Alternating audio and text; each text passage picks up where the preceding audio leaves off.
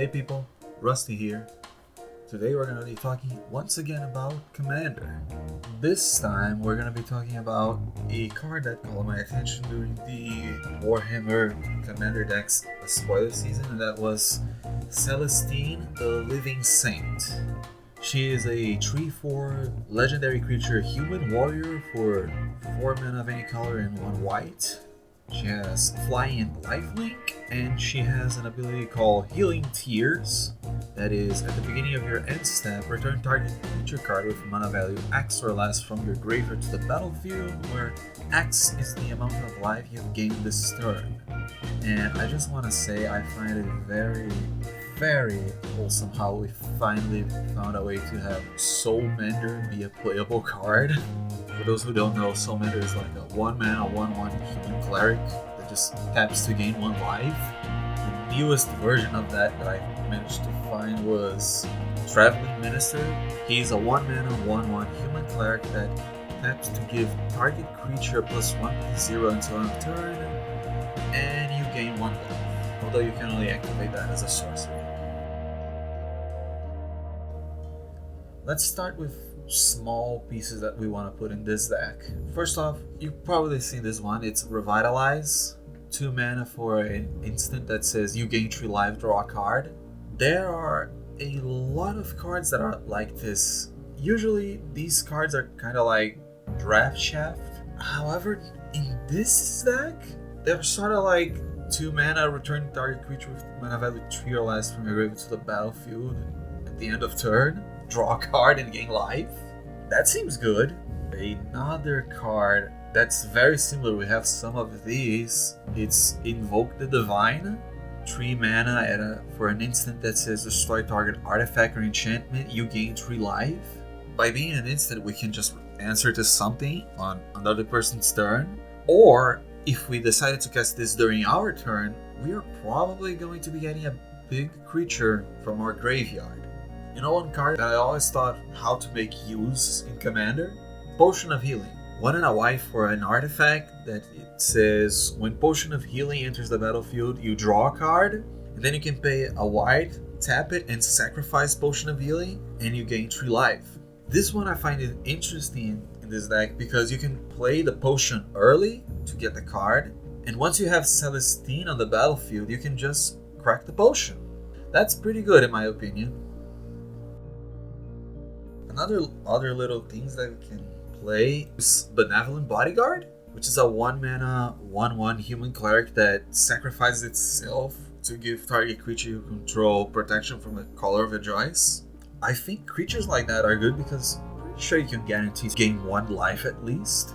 Other cards that are kind of like this one is like Selfless Savior. It's a 1 mana 1/1 dog. It gives indestructible rather than protection from the color, so I think that's better against board wipes. Other cards that we can kind of use in this deck are like Cathar Commando, which is a 2 mana 3/1 human soldier with flash. You can pay 1 and sacrifice the Cathar Commando to destroy target artifact or enchantment. We can play both Priest of Ancient Lore or Inspiring Overseer. They are both 3 mana 2/1s. One has flying, but they pretty much do the same thing. They enter the battlefield and you gain 1 life and draw a card. The good thing is that they're exactly 3 CMC, and that's exactly the amount of life we are going to get if we hit with Celestine, so that's pretty good. Also, we can just run the good old reliable ones, like Solemn Simulacrum. We can have its little dog in Filigree Familiar. When it enters the battlefield, you gain 2 life, and when it dies, you draw a card. There's a newer version called Circuit Mender that's pretty much the same thing. If we're playing this deck, we're going to be recurring big guys from our graveyard, and I thought to myself, oh, creatures with cycling. Imposing Ventasaur, Winged Shepherd, Angel of the God Pharaoh. All those guys have pretty cheap cycling costs, so we can just toss it in the graveyard early, and then if we gain enough life later on with Celestine, we can just bring them back. And continuing on with cycling, we also have cards like Landscaper Colossus that we'll just fetch us a land. How about Noble Templar? It's basically the same thing. They have different stats and different abilities, but mostly we would be just playing these guys because they go to our graveyard early for a benefit, and later on we can just bring them back. How about Sunblade Samurai? 5 mana, 4/4 human samurai enchantment creature with vigilance, has channel for 2 and pay 2, discard the Sunblade Samurai, search your library for a basic plains card, reveal it and put it into your hand, and then you gain 2 life. We're also gonna probably want cards like Eternal Dragon, Timeless Dragon, and Angel of the Ruin that they plain cycling, and that's pay 2 mana, discard, search your library for a plains card, reveal it and put it into your hand. Eternal Dragon and Timeless Dragon are pretty much the same thing, but Angel of the Ruins is a 5/7 artifact creature angel for 5 and 2 white that has flying, and when it enters the battlefield, you exile up to 2 target artifacts and or enchantments. So that's pretty good to bring back from our graveyard. For really big creatures that could benefit us, I thought of Nykthos Paragon, Maria Shepherd, and Glorious Enforcer. Nykthos Paragon, you probably are most aware of what it is. It's the 4 and 2 white for a 4/6 enchantment creature human soldier that reads, whenever you gain life, you may put that many +1/+1 counters on each creature you control. Do this only once each turn. So if we end up gaining like 5 life in a turn, we can just put 4 +1/+1 counters on all of our creatures, and that's pretty great.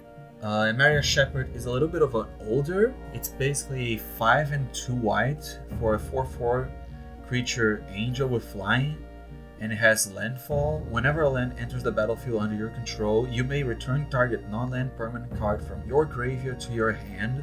If that land is a plains, you may return that non-land permanent card to the battlefield instead. The last one is Glorious Enforcer, and ever since I saw it preview in Modern Horizons 2, I've been thinking of a place where it could fit, and I think it fits pretty well in this deck. It's a 5 and 2 white for a 5/5 creature angel with flying and lifelink, and at the beginning of each combat, if you have more life than an opponent, Glorious Enforcer gains double strike until end of turn. So that can end up being a whopping 10 life gain swing for us. Boy, at that point we can bring anything back from our graveyard with Celestine. But besides all of these creatures that we can keep bringing back from our graveyard with Celestine, well, we kind of need to up our life gain game. So I thought about these cards that can be pretty useful in this deck. Mostly cards like Cosmos Elixir, Campfire, and Pristine Talisman. Cosmos Elixir is a 4 mana artifact that reads, at the beginning of your end step, draw a card if your life total is greater than your starting life total. Otherwise, gain 2 life. We can stack our triggers so that if we don't draw the card, we will gain the life first, and then we can trigger Celestine, bringing a creature with 2 CMC back. Campfire is probably the most recently one here. It's from Baldur's Gate, if I remember, and it's a 1 mana artifact that reads, pay 1, tap it, you gain 2 life, or pay 2, tap it, exile the Campfire, and put all commanders you own from the command zone and from your graveyard into your hand, then you shuffle your graveyard into your library. Pristine Talisman, it's pretty old. I think it's from even before I was starting playing Magic, and it's a 3 mana artifact that reads, tap it, add a colorless, you gain 1 life. Hey, a mana rock that's gonna give you life, that's, sign me up. We're also gonna be probably playing cards like Prism Ring, Staff of the Sun, Magus, and Fountain of Renewal. So Prism Ring is an artifact for 1 mana that reads, as Prism Ring enters the battlefield, choose a color, and whenever you cast a spell of the chosen color, you gain 1 life. Staff of the Sun Magus is pretty similar. It's a 3 mana artifact that reads, whenever you cast a white spell or plains enters the battlefield under your control, you gain 1 life. Fountain of Renewal is a 1 mana artifact that reads, at the beginning of your upkeep, you gain 1 life, and you can pay 3 mana, sacrifice the fountain, and draw a card. All these little incremental life gain sources I feel are gonna be very useful in this deck. Hell, you can even play something obnoxious like Golden Urn, Luminous Wake, or Bottle Gnomes. Golden Urn is a 1-mana artifact from, I think it's Mirrored and Besieged, that just reads, at the beginning of your upkeep, you may put a charge counter on Golden Urn. And then you can tap and sacrifice the urn to gain life equal to the number of charge counters on it. So you can play this thing turn 1 and just keep getting more and more counters on it, and when you need to bring back something very huge from your graveyard, crack the urn. Luminous Wake is more interesting. 2 and a white for an enchantment aura that enchants a creature, and whenever an enchanted creature attacks or blocks, you gain 4 life. So if we enchant this on Celestine, we're basically gonna be bringing something at 7 CMC back from our graveyard at the end of the turn, and that's pretty huge. We can finally play Bottle Gnomes in the deck. Bottle Gnomes is a 3-mana 1/3 artifact creature gnome that just reads sacrifice Bottle Gnomes, you gain 3 life. It's great, you can just play these guys early on, and when you need them, you just crack them and they help you bring something bigger from your graveyard. So until this point, I have been talking about big creatures and how to gain life to bring back those creatures from your graveyard. How are we gonna put those cards in our graveyard? Well, let me tell you about that. I went searching for ways to discard in mono white, and quite a few that actually help us. Like the first one that came to me was Peace of Mind, and it's a 1 and a white for an enchantment with pay 1 white, discard a card, you gain 3 life. That already helps us into bringing something huge from our graveyard back with Celestine. Essentially be what, a 6 CMC creature from our graveyard if Celestine swings.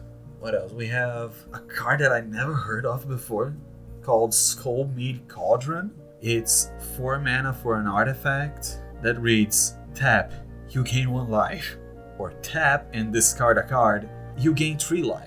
I think the only bad thing about this is the CMC being 4, but that's pretty okay by my standards. A card that I think it's the quote-unquote star of the deck is Trading Post though. Check this out if you haven't heard of this one. It's a 4 mana for an artifact. It has a lot of abilities here. It's a pay 1, tap, discard a card. You gain 4 life. So that already is in our best interest here. And then it reads, pay 1, tap it, pay 1 life, create a 0/1 white goat creature token, so we can instantly get a blocker if we need to. It reads also, pay 1 mana, tap it, sacrifice a creature, return target artifact card from our graveyard to our hand. It's also a way of sacrificing creatures that we only want their ETB. And then there's the last one is pay 1 mana, tap it, sacrifice an artifact, draw a card. We also have cards like Key to the City, that's a 2 mana artifact that taps, you discard a card, and up to 1 target creature can't be blocked this turn. So that's pretty helpful. It can help us get Celestine through. And it also reads, whenever Key to the City becomes untapped, you may pay 2 if you do draw a card. That's great. That's later on, that's a mana sink that we can use. Also a card that I find it adorable is the Underworld Cookbook. It's a 1 mana artifact that reads, tap it, discard a card, create a food token. And a food token is an artifact with pay 2 mana, tap it, sacrifice the food token, you gain 3 life. So we're not directly gaining the life, but we're making things that gain us the life with this. And I think that qualifies. It also has pay 4 mana, tap it, sacrifice the Underworld Cookbook, return target creature card from our graveyard to our hand. If we lose Celestine, we can let her go to our graveyard and use this to bring her back. We also have something in case of equipments and lands. Our first is being Mask of Memory, a 2 mana artifact equipment, equip cost of 1 that reads, whenever equipped creature deals combat damage to a player, you may draw 2 cards. If you do, discard a card. I believe the way that it is worded, you can discard one of the cards that you draw. You can correct me if I'm wrong in the comments section. And this one is kind of a treasure find for me. It's Ceremonial Knife, a 1 mana artifact equipment with an equip cost of 2 that reads equipped creature gets +1/+0 and has whenever this creature deals combat damage, create a blood token. And a blood token is an artifact with pay 1 mana, tap it, discard a card and sacrifice the blood token, draw a card.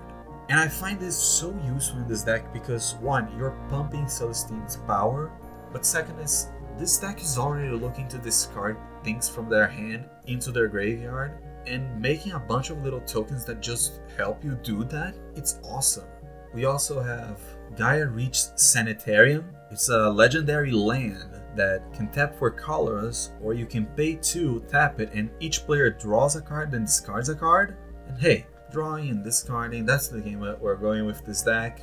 There's also something that I thought of when I was thinking, oh, I'm gonna be discarding cards. What about Spell Shapers? So Spell Shapers are something way old. I think they are from Masks, I believe, the set.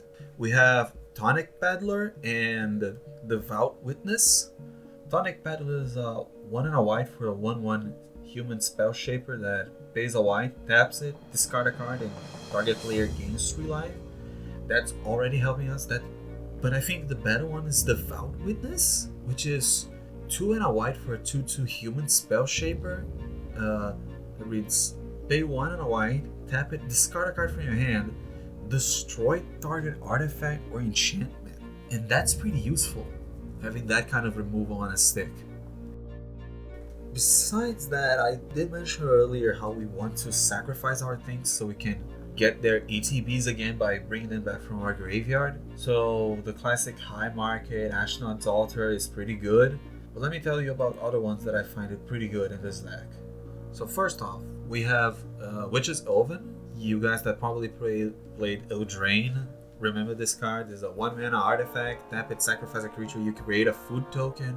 If the sacrificed creature's toughness is 4 or greater, you create 2 of those tokens instead. And that's pretty good. That's more life gain. That's getting into our graveyard so we can use its ETB again. But this one's a bit of an old card. It's called Bubbling Cauldron. 2 mana artifact. Pay 1 mana, tap, sacrifice a creature, you gain 4 life. That's already what we wanted. It reads here also, pay 1 mana, tap it, and sacrifice a creature named Fast Renewed. Each opponent loses 4 life. You gain life equal to the life lost this way. We're not going to be able to be using that as Fast Reneweds are a 1 mana black creature if I remember correctly. We also have some enchantments in Fanatical Devotion and Animal Boneyard. Fanatical Devotion is 2 and a white for an enchantment that just reads sacrifice a creature, regenerate target creature. That's just good. That's help us keep Celestine alive. And Animal Boneyard is a 2 and a white for an enchantment aura. Enchant Land. Enchanted Land has tap, sacrifice a creature, you gain life equal to that creature's toughness. Okay, so we talk about gaining life, we talk about big creatures going to our graveyard, we talk about ways to discard them, but we still have one little less bit. What are payoffs for gaining so much life? Turns out there is a lot of life gain payoffs. We can go with the classic Ajani's Pridemate, everybody knows this one. It's a 1 and a white for a 2/2 cat soldier that reads whenever you gain life, put a +1/+1 counter on Ajani's Pridemate. One that I do remember that it came on one of the Planeswalker decks, I believe, is Twin Blade Paladin. 3 and 1 white for a 3/3 creature human knight. Whenever you gain life, put a +1/+1 counter on Twin Blade Paladin.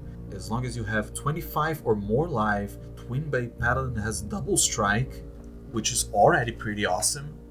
We also have the aura form of this in Light of Promise, which is 2 and a white for an enchantment aura, enchant creature. Enchanted creature has whenever you gain life, put that many +1/+1 counters on the creature. You might risk it put this on Celestine herself. I feel like it would be too much of a target on her back. But hey, we live life dangerously here.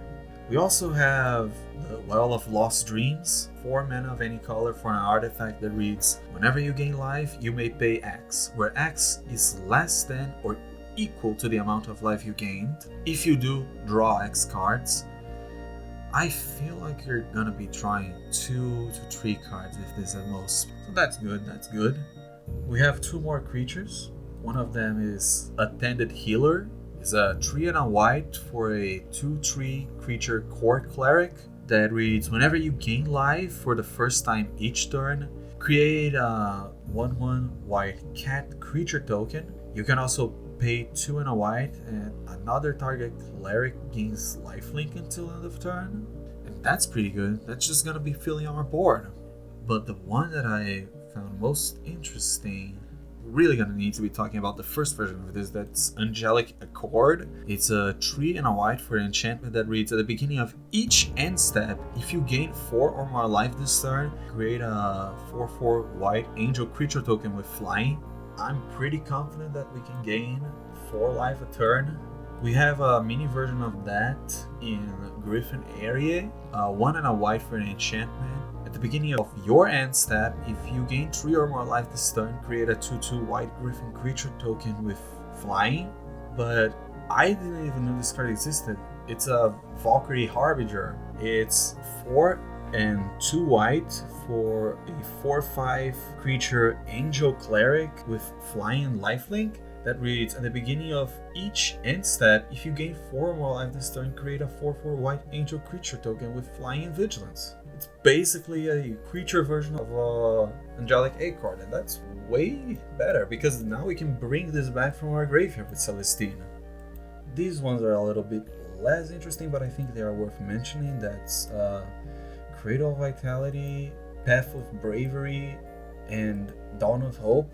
We're going to start with Cradle of Vitality, 3 whatever color and 1 white for an enchantment that reads, whenever you gain life, you may pay 1 and a white. If you do, put a +1/+1 counter on target creature for each 1 life you gain this way. Path of Bravery is a 2 and a white for an enchantment that reads, as long as your life total is greater than or equal to your starting life total, creatures you control get +1/+1. And whenever 1 or more creatures you control attack, you gain life equal to the number of attacking creatures. If we get a very good board, we can get like 5 life? Maybe 3 life per attack. And our last one, it's Dawn of Hope. It's a 1 and a white for an enchantment that reads, whenever you gain life, you may pay 2 mana of any color. If you do, draw a card, and you can pay 3 mana and a white and create a 1/1 white soldier creature token with lifelink. Very much life gain, very much benefit from such life gain.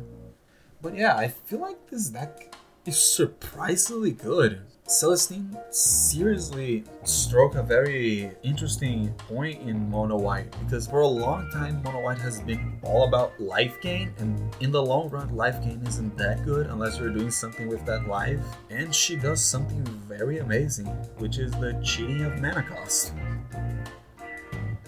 But hey guys, this is all I had to say about this deck idea. If you guys have other suggestions for this deck or other suggestions for videos, please leave a comment down below, and if you enjoy the video, please leave a like.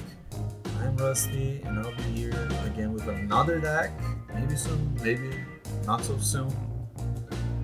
But either way, I'll be seeing you guys again on the next video. Bye bye!